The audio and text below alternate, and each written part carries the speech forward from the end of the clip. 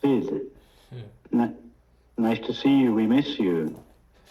Rupert, me We too. miss you. Where are you? Oh, wish I was there in Sitting in person. your apartment in Florida by the looks of it. I am. And just hello to all of my Garrison friends. It's been such a treat to watch your week.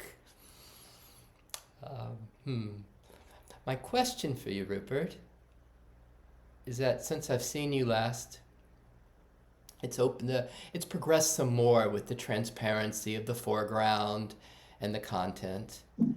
And what's been lovely is it's been where it's gone is more in love with the humanness, more in love with the expressions of our humanity or the foreground or the content. And I'm curious for like how like almost the inverse of the metaphors that we often use here. The inverse of the the wave kind of becoming the ocean or the fabric being dyed into the divine. It's more like the dye kind of removes the burdens, the contractions, and allows the artist the full expression to come through. I mean, as the artist side of me loves that and is curious about how you see all of that, the celebration You, of the you, particularities. Sid, you're right.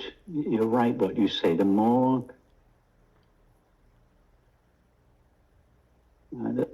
the more impersonal we become, the more truly human we become.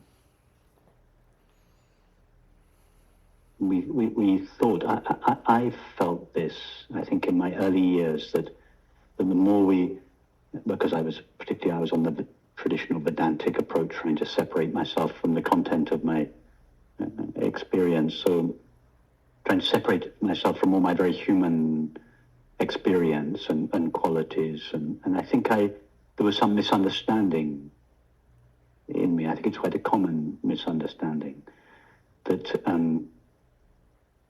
somehow as we become less personal, and by less personal I mean as we recognize that our being no longer shares the qualities of personal experience, and as we begin to recognize the nature of our being, that that, that we can become aloof and removed and sort of less human. But actually, the more the older I get, the more I sink into this understanding. I think rather the opposite is the case. I think our real humanity is derived from this understanding that we speak of here.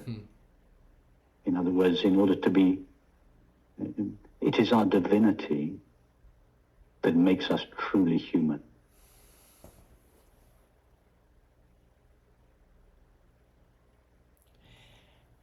And then, as the artist, as the tennis player, as the creative rapper, however it moves through us, do you have any thoughts on that about how it liberates this But personal humanity?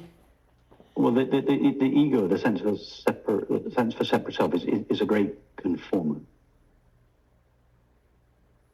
So to the extent that we're under the influence of the separate self, we conform to the all the structures that we inherit from our culture, from our parents, and from our society, and so on. And as one is not necessarily from one's parents, but from our society, as one is liberated from that, the spirit in us, the innate freedom, the freedom that is the nature of our being, is liberated from the prison house, as Wordsworth called it, that we used to live in. We still have all our faculties are available to us. So whatever skills or proclivities or talents or inclinations that we had as a body mind, they all still remain. But now they're used in the service of freedom and joy and enthusiasm, and not in the service of the separate self. Beautiful. Thank you, Rupert. I wish I was there for the party tonight to be with everybody and dance. And everybody, get Rupert to dance. Sid, cut him off. Cut him off immediately. Oh, I look forward to next time, another time in person, my friend. Sid, Thank it's you. sweet to see you again.